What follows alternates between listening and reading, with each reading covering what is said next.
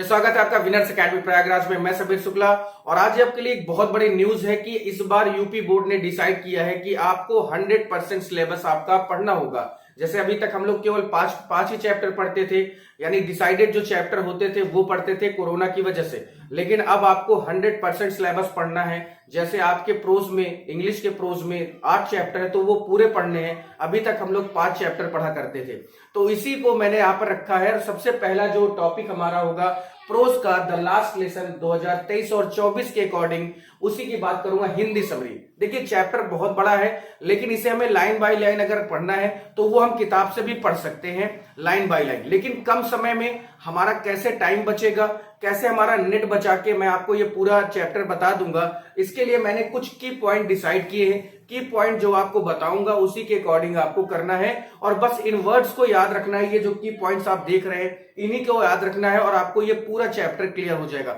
यानी रटना नहीं है, समझना है, पूरा कॉन्सेप्ट तैयार करना है। तो चलिए शुरुआत करते हैं। सबसे पहला हमारा है फियर्स ऑफ फ्रांस। देखिए इसमें 2 कैरेक्टर है केवल, एक है फ्रांस और एक है एम हैमल। एम हैमल कौन है? एम हैमल एक टीचर है जो फ्रेंच लैंग्वेज पढ़ाते हैं, इंग्लिश पढ़ाते हैं, और फ्रांस एक लड़का है छोटा सा जो जिसका पढ़ने में मन नहीं लगता, लेकिन आज वो जा रहा है अपने स्कूल और क्योंकि उसे लेट हो चुकी है। तो यहां पर जो पहला हमारा की पॉइंट है फियर्स ऑफ फ्रांस। फ्रांस सुबह सुबह थोड़ा सा देर में उठता है और वो तुरंत भागता है अपने स्कूल के लिए। क्यों भागता है? क्योंकि उसके टीचर एम हैमल ने कुछ काम दिया था, पार्टिसिपल एक चैप्टर है उसे लर्न करने के लिए, और उन्होंने कहा था कि वो सुनेंगे। इस वजह से, और उसे याद भी नहीं है, इसलिए वो जल्दी जल्दी उठता है और भागता है अपने स्कूल की ओर। उसके अंदर डर ये होता है कि अगर मैं लेट से पहुंचूंगा, नहीं सुनाऊंगा, तो जो टीचर हैं एम हैमल वो उसे डांटेंगे, उसे पीटेंगे, उसे पनिश करेंगे। ये उसके अंदर का डर था और इसी वजह से वो जल्दी जल्दी भाग रहा था रास्ते में तैयार होकर।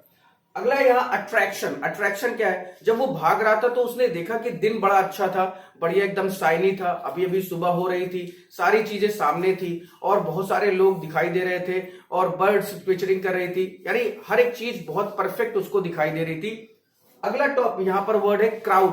क्राउड, जब वो रास्ते में ही जा रहा था तो उसने देखा कि कुछ लोग एक जगह पर इकट्ठा है, कुछ लोग एक ही जगह पर खड़े हुए हैं और वो क्या देख रहे हैं? कुछ लोग जो देख रहे हैं वो आपस में बातें कर रहे हैं और वो देख क्या रहे हैं? तो वो देख रहे हैं एक बुलेटिन बोर्ड। बुलेटिन बोर्ड क्या है? ये आपके एग्जाम में बहुत क्वेश्चन पूछा गया कि how was important the bulletin board, कैसे इंपॉर्टेंट था, तो मैं आपको बता देता हूं। बुलेटिन बोर्ड, देखिए पहले आज के टाइम में जैसे आपके पास सोशल मीडिया है, पहले ऐसा फेसबुक व्हाट्सएप नहीं होता था, तो पहले अगर कोई भी घटना घटती थी पूरे देश में तो हर चौराहे पे एक बोर्ड लगा दिया जाता था जिसमें उस दिन की जो खबरें होती थी उसे लिख दिया जाता था।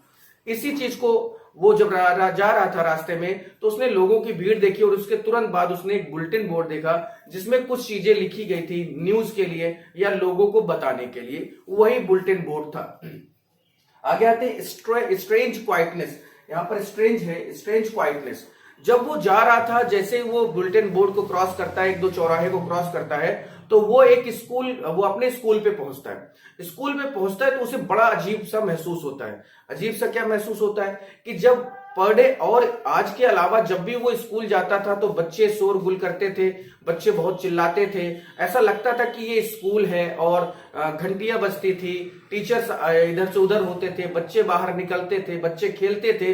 लेकिन आज उसने क्या देखा? उसने देखा कि चारों तरफ सन्नाटा छाया हुआ है, चारों तरफ कुछ भी ऐसा एक भी स्टूडेंट दिखाई नहीं दे रहा है, एक भी बच्चा दिखाई नहीं दे रहा है। इस वजह से वो थोड़ा सा परेशान हो जाता है, उसे बहुत ही अजीब महसूस होता है, उसे बहुत ही अजीब लगता है। इसके अलावा इसमें बहुत सी चीजें हैं। तो एम हैमल जो टीचर है उनके बारे में बात होगी, लेकिन उससे पहले हिज सरप्राइज, उसका सरप्राइज क्या, वो सरप्राइज क्या हो जाता है जब, क्योंकि उसे भाई जब उसने देखा कि पूरे स्कूल में कोई है नहीं तो वो अंदर इंटर करता है तो वो देखता है चारों तरफ मैदान खाली, पूरी क्लासेस एकदम शांत, तो वो बहुत ज्यादा सरप्राइज हो जाता है। और जैसे ही वो डोर खोलता है, डोर खोलकर देखता है क्या सामने देखता है एम हैमल ड्रेस।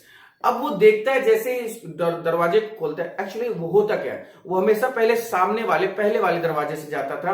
आज उसने क्या किया, पीछे के दरवाजे से, यानी एक ही रूम में दो दरवाजे, एक जो फ्रंट पे होता है, एक जो थोड़ा सा बगल में होता है, उस दरवाजे से जब उसने इंटर किया तो उसने एम हैमल यानी मिस्टर एम हैमल को देखा, जो उसके इंग्लिश लैंग्वेज के टीचर थे या फ्रेंच लैंग्वेज के जो टीचर थे वो उसे दिखाई देते हैं।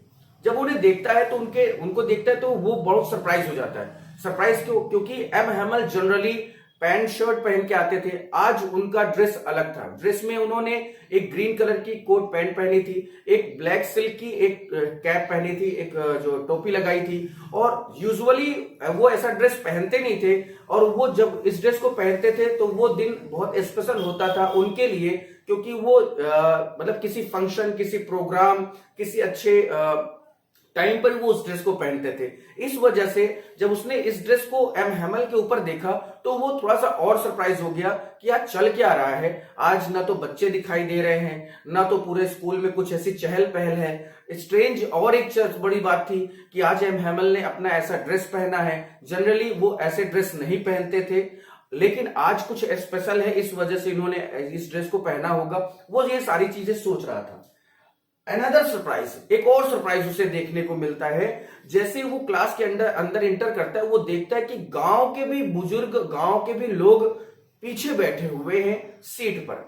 वो एकदम सरप्राइज हो जाता है कि अरे यहाँ पर तो मेरे दोस्त बैठा करते थे, मेरे सारे फ्रेंड्स बैठते थे, आज ये गांव वाले कहाँ से यहाँ पर बैठे हुए हैं।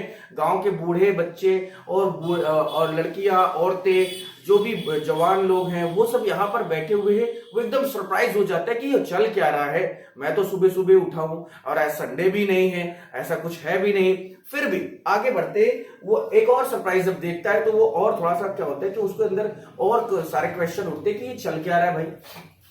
द ऑर्डर क्या था भाई। अब उन्होंने, जब वो लोग बैठते हैं अंदर, अच्छा जब वो अंदर जाता है तो एम हैमल उससे कुछ बोलते नहीं है। एम हैमल उसको कहते कि टेक योर सीट, वो अपनी सीट ले ले और वो अपनी सीट पर बैठकर बस उन्हें सुने वो जो बोल रहे हैं। ठीक है। ऑर्डर क्या होता है? ऑर्डर ये होता है कि वो एम हैमल बताते हैं कि बर्लिन, देखिए बर्लिन जो है जर्मनी उस समय बहुत पावरफुल था, और क्योंकि फ्रांस था, वो बर्लिन जो जर्मनी की एक तरह से कह सकते हैं कैपिटल है, उसने उस पर कब्जा कर लिया फ्रांस पर। और क्योंकि जब कोई राजा महाराजा कोई देश दूसरे देश पर कब्जा करता है तो वो अपने अकॉर्डिंग काम करवाता है, वहां की जो चीजें होती है उसको वो बदल देता है। तो उन्होंने ऑर्डर पढ़ा। ऑर्डर क्या पढ़ा कि देखिए आज आपका ये लास्ट डे है आपके फ्रेंच लैंग्वेज के साथ। कल से आपके लिए एक नया टीचर आएगा जो आपको जर्मन सिखाएगा, और वो आप एक जर्मन टीचर भी होगा प्लस आपको वो जर्मन सिखाएगा। आज आपकी फ्रेंच लैंग्वेज का या इस फ्रांस की जो कल्चर है उसका लास्ट डे है। ये सारी चीजें। चेंज ऑफ एटीट्यूड का मतलब क्या है?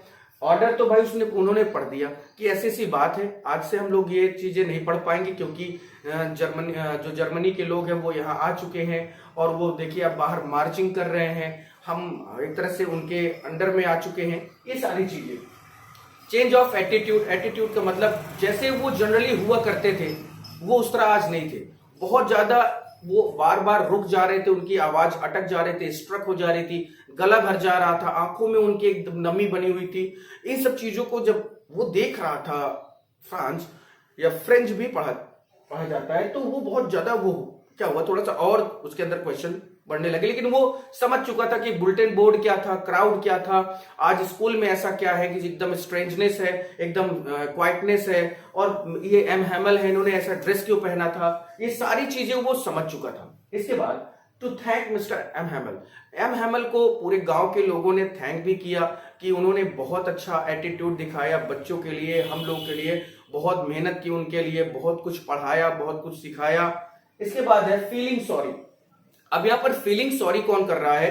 किसे दुख महसूस हो रहा है, तो वो है फ्रेंच या फ्रांस नाम का जो लड़का है, क्योंकि वो हमेशा क्या करता था, मिसचीफ करता था, यानी छोटी छोटी गलतियां करता था, हमेशा शरारत करता रहता था। वो कभी क्लास में नहीं जाता था, कभी क्लास में टाइम से नहीं आता था, और वो कभी जो भी उसको होमवर्क दिया जाता था वो कभी उसको लर्न नहीं करता था, कभी टीचर्स को सुनाता नहीं था। ये सारी चीजें जब उसने सुनी कि आज ये उसका लास्ट डे है, आज के बाद वो फ्रेंच लैंग्वेज को ही नहीं पढ़ पाएगा, किसी और अदर लैंग्वेज को पढ़ना होगा, इस वजह से वो बहुत ज्यादा सॉरी फील कर रहा था, बहुत ज्यादा दुखी हो रहा था कि मैं बहुत मुश्किल से तो पढ़ना और लिखना सीखा मैंने, और अब मेरे साथ क्या हो रहा है कि आज के बाद से मैं इस लैंग्वेज को ही नहीं पढ़ूंगा, मेरी नेटिव लैंग्वेज मेरी मदर टंग है और मैं इसी को नहीं पढ़ पाऊंगा। इस वजह से वो बहुत सॉरी फील कर रहा था।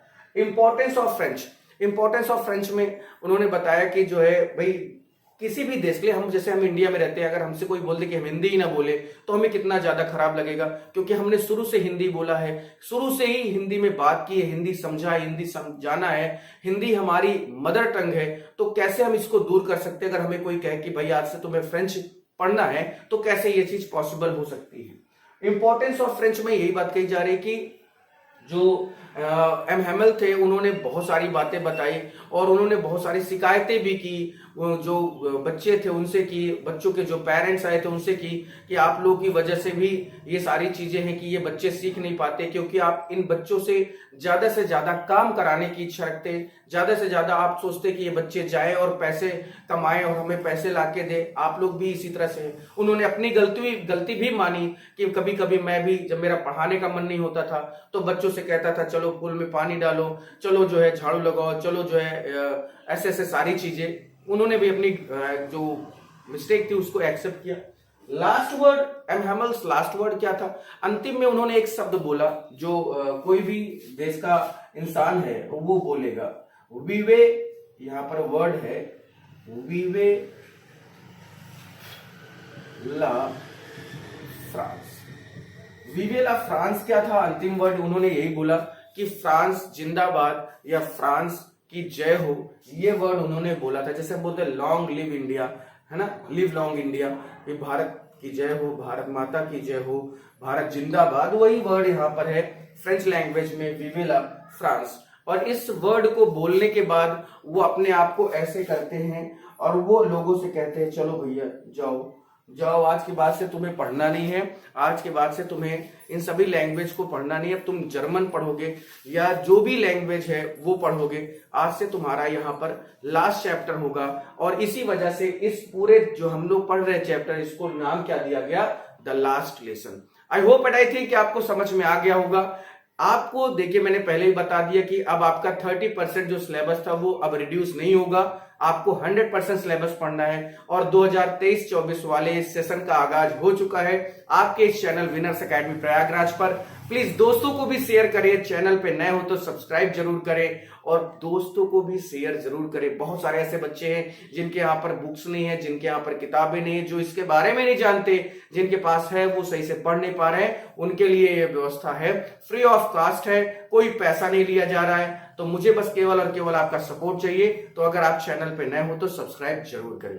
फिर आज के लिए इतना ही, थैंक यू। और एक मैं न्यूज देना चाहता हूं, कल आपका इसी चैप्टर का क्वेश्चन आंसर, शॉर्ट और लॉन्ग आंसर दोनों इसको पूरा कराऊंगा, एक भी दिन गैप नहीं होगा। एक और बड़ी न्यूज आप सुन लीजिए, आपके यहाँ पर मैथ, आपके यहाँ पर इंग्लिश, आपके यहाँ पर बायो प्लस हिंदी भी क्लासेस चलेंगी। फिजिक्स भी बहुत जल्दी एक मैम आएंगी, वो भी पढ़ाएंगी। केमिस्ट्री के लिए थोड़ा सा आपको इंतजार जरूर करना होगा। फिर आज के लिए इतना ही, थैंक यू सो मच।